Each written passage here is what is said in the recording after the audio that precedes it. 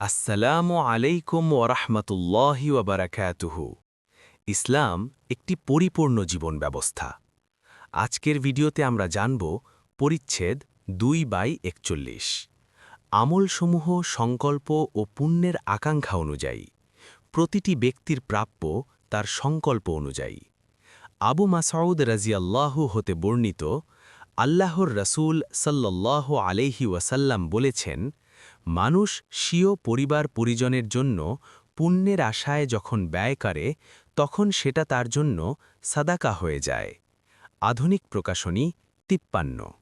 পরিচ্ছেদ 2/41, আমলসমূহ সংকল্প ও পুণ্যের আকাঙ্ক্ষা অনুযায়ী, প্রতিটি ব্যক্তির প্রাপ্য তার সংকল্প অনুযায়ী। সাআদ ইবনে আবু ওয়াক্কাস রদিয়াল্লাহু আনহু হতে বর্ণিত, আল্লাহর রসুল সাল্লাল্লাহু আলাইহি ওয়াসাল্লাম বলেছেন, তুমি আল্লাহর নৈকট্য অর্জনের উদ্দেশ্যে যাই ব্যয় করো না কেন, তোমাকে তার প্রতিদান নিশ্চিত রূপে প্রদান করা হবে। এমনকি তুমি তোমার স্ত্রীর মুখে যা তুলে দাও তারও। মুসলিম 25/1, হাদিস 1628, আধুনিক প্রকাশনীর 54। পরিচ্ছেদ 2/42, নাবী সাল্লাল্লাহু আলাইহি ওয়াসাল্লামের বাণী, দিন হল কল্যাণ কামনা করা, আল্লাহ সন্তুষ্টির জন্য, তার রসুলের জন্য, মুসলিম নেতৃবৃন্দের জন্য এবং সমগ্র মুসলিমের জন্য। আল্লাহ তাআলার বাণী, যদি আল্লাহ ও তার রসুলের প্রতি আস্থা রাখে। সূরা আত-তাওবা 9:91। জারির ইবনে আবদুল্লাহ আল বাজালি রাদিয়াল্লাহু তাআলা আনহু হতে বর্ণিত, তিনি বলেছেন, আমি আল্লাহ রসুল সাল্লাল্লাহু আলাইহি ওয়াসাল্লামের নিকট বায়াত গ্রহণ করেছি সালাত কায়েম করার, জাকাত প্রদান করার এবং সমস্ত মুসলিমের মঙ্গল কামনা করার। মুসলিম 1:23, হাদিস 56, আধুনিক প্রকাশনী 55।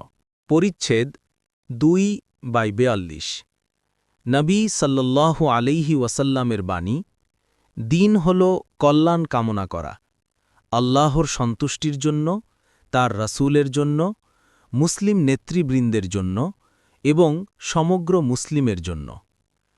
জিয়াদ ইবনু ইলাকা রাহিমাহুল্লাহ হতে বর্ণিত, তিনি বলেন, মুগীরা ইবনু শু'বা রাদিয়াল্লাহু আনহু যেদিন ইন্তেকাল করেন, সেদিন আমি জারির ইবনু আবদুল্লাহ রাদিয়াল্লাহু আনহুর নিকটে শুনেছি, তিনি মিম্বারে দাঁড়িয়ে আল্লাহর প্রশংসা ও সানা বর্ণনা করে বললেন, তোমরা এক আল্লাহকে ভয় করো, যার কোনো অংশীদার নেই, এবং নতুন কোনো নেতার আগমন না হওয়া পর্যন্ত শৃঙ্খলা বজায় রাখো।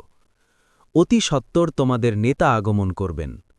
অতপর জারির রাদিয়াল্লাহু আনহু বললেন, তোমাদের নেতার জন্য ক্ষমা চাও, কেননা তিনি ক্ষমা করা পছন্দ করেন। অতপর বললেন, একদা আমি আল্লাহর রাসূল সাল্লাল্লাহু আলাইহি ওয়াসাল্লামের নিকট এসে আরজ করলাম, আমি আপনার নিকট ইসলামের বায়আত নিতে চাই।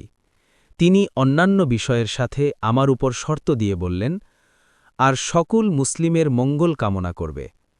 অতপর আমি তার নিকট এ শর্তের উপর বায়আত নিলাম, এ মসজিদের প্রতিপালকের শপথ, আমি তোমাদের মঙ্গল কামনাকারী।